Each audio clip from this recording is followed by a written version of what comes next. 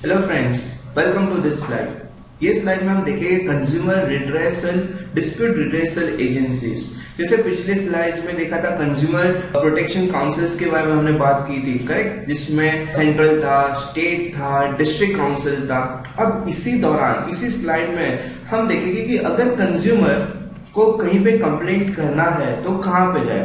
तो उसका बहुत सिंपल आंसर है, कंज्यूमर डिस्प्यूट रिड्रेसल एजेंसीज के पास जाना है। और ये जो तीन एजेंसीज जिसके बारे में हम ये स्लाइड में डिस्कस करेंगे वो इतनी इंपॉर्टेंट है प्रैक्टिकल लाइफ में भी कि किसी को भी अगर कंप्लेंट लॉन्च करना हो, जो इंडिविजुअल कंज्यूमर है वो यहाँ पे कर सकता है। So let's begin with this consumer dispute redressal agencies, the consumer protection act 1986, business law 2।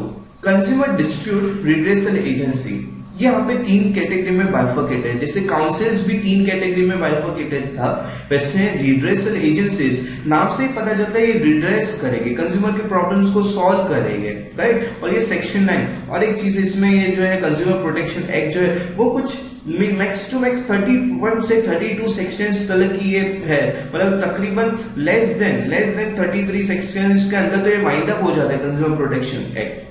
उसमें तीन कैटेगरी है यहाँ पे आए रिड्रेसल एजेंसीज में। एक डिस्ट्रिक्ट फोरम जिसको एस्टेब्लिश करता है स्टेट गवर्नमेंट, सेकेंड है स्टेट कमीशन, इसको एस्टेब्लिश करता है स्टेट गवर्नमेंट, और आखिर में नेशनल कमीशन, ये एस्टेब्लिश होता है सेंट्रल गवर्नमेंट से। यानी कि दो डिस्ट्रिक्ट और स्टेट को स्टेट गवर्नमेंट करता है और बाकी नेशनल कमीशन को central government. We will in this slide हम ये तीनों को एक साथ कंपैरिजन के तौर पे देखेंगे, क्योंकि जब एक एक करके पढ़ने जाओगे तो शायद से it will be very much confusing, but इसको डिस्टिंग्विश के तौर पे लिया एक एक पॉइंट्स को, it will be quite easy for us.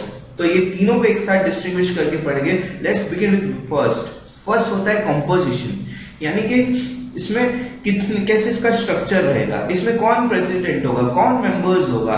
तो इसका पहली चीज है डिस्ट्रिक्ट फोरम में प्रेसिडेंट होगा कौन, तो बोलते हैं person qualified to be a district जज अपॉइंटेड बाय स्टेट गवर्नमेंट। तो जो डिस्ट्रिक्ट जज है या डिस्ट्रिक्ट जज बनने के क्वालिफाइड है, वो जो उसके पास उतनी योग्यता है, वो प्रेसिडेंट बन सकता है डिस्ट्रिक्ट फोरम का। स्टेट कमीशन का प्रेसिडेंट बनने के लिए क्या करना पड़ेगा, तो कहता है